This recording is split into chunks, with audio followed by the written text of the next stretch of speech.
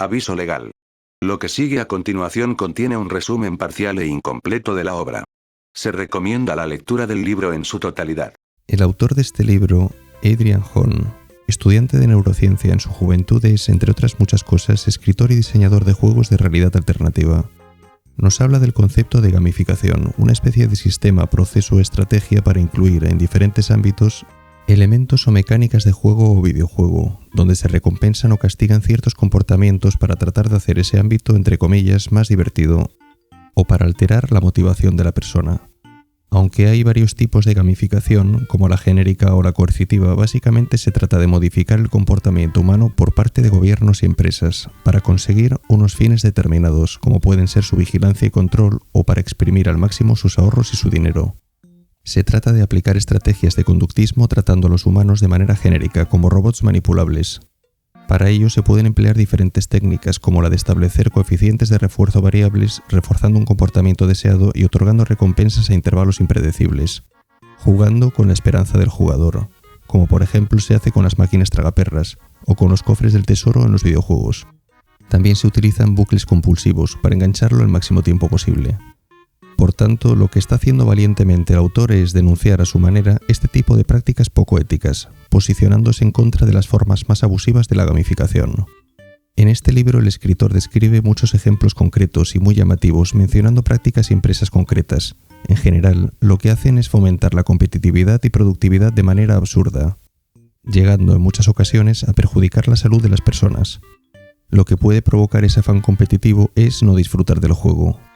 Con esos objetivos, una aplicación para teléfono móvil para practicar fitness puede hacer que creas intencionadamente que el deporte que has hecho hasta el momento nunca sea suficiente para que continúes enganchado a ella.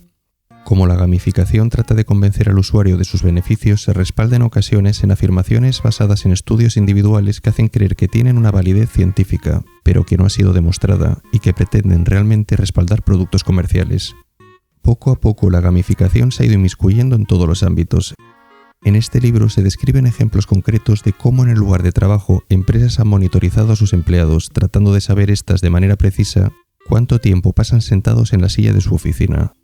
Cámaras, sensores, tecnología avanzada al servicio de los explotadores. Como no podía ser de otro modo, la tasa de deserción de los almacenes de Amazon ha sido elevada. Se cuenta cómo esta empresa ha dado un margen de 6 puntos a sus empleados, según su comportamiento o rendimiento, y cuando llegan a los 6 puntos, hasta luego. De eso trata en parte la gamificación coercitiva o mala gamificación. De emplear técnicas de puntuación, de recompensa o castigo que también se han empleado o nos recuerdan a las ya vistas frecuentemente en los videojuegos, pero cuyo fin es manipular el comportamiento con un fin determinado que no resulta precisamente beneficioso para la persona manipulada, controlada o vigilada. Esta gamificación anima a los trabajadores a autoexplotarse más para poder sumar una limosna adicional a su ya de por sí, en muchas ocasiones, miserable sueldo. Hablando del servicio de conductores de Uber, el autor hace hincapié en el sobreesfuerzo que hacen algunos de ellos para poder recibir como premio más dinero a cambio de conducciones adicionales, o cómo el banco Barclays utilizaba un software espía para vigilar a sus trabajadores. Por tanto, este tipo de gamificación coercitiva no hace que el trabajo sea más divertido y sirve, principalmente en el caso de las empresas, para aumentar sus beneficios. Dar puntos para hacer crecer la fama y reputación del jugador, como trata el sistema de GameScore de Xbox de Microsoft, crea en algunos casos adictos a los logros o recompensas virtuales, en contraposición a simplemente pasarlo bien. Es decir, se persigue la recompensa en lugar del fin en sí mismo.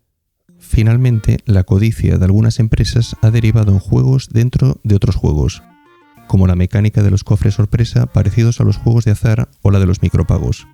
En estos casos se trata de establecer por parte de los diseñadores bucles adictivos para enganchar y obtener más beneficios.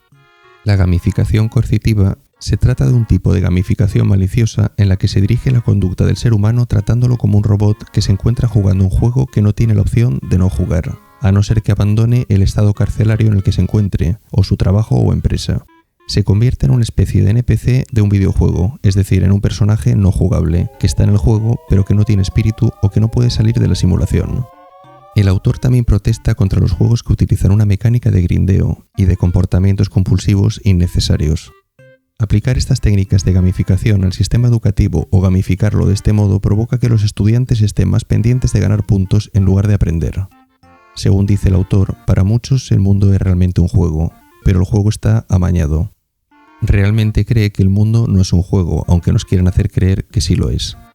Como solución, el escritor propone una gamificación ética, consentida por el ser humano, que no se utilice para manipularlo con unos fines lucrativos o de vigilancia y control, y reflexiona sobre el tiempo que él mismo ha perdido en algunos videojuegos con bucles compulsivos, un tiempo que hoy en día hubiera preferido emplear en otras cosas.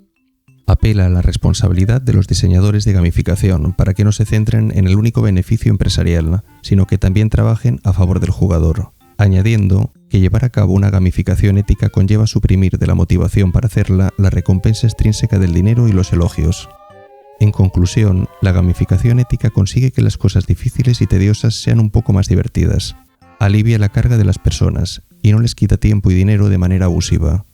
Empleando palabras del propio autor, debemos tratar a los demás como seres humanos, no como personajes no jugadores descerebrados, a los que se motiva con recompensas y castigos, como si fuéramos objetos manipulables.